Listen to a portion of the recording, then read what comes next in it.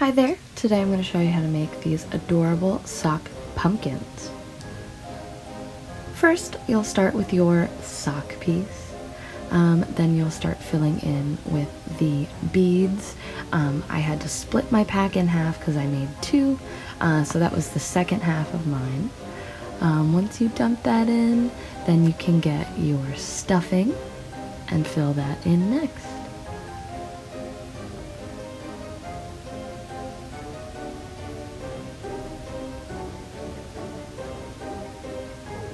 Once that's all stuffed in, you can take the black elastic and tie it around the top, trying to leave as little sock left as possible.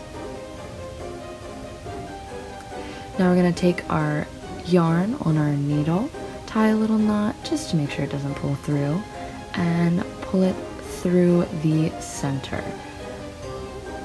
Once you do that, you want to go right back through the same hole, pull it tight, and show that we can get that little cinch. Next, we're just going to keep repeating that process, spacing out where the line cinches. Once you've made it the whole way around, you should have about 7 sections pulled tight to show that nice pumpkin shape. Now I'm just going to tie off my end, and now for the finishing touches. You'll need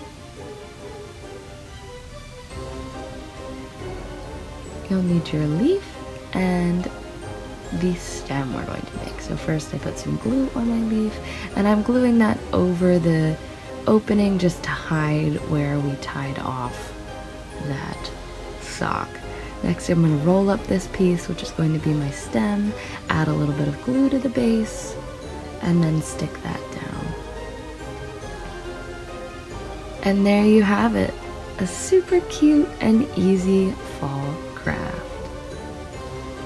Aren't my pumpkins just so cute? Happy Halloween!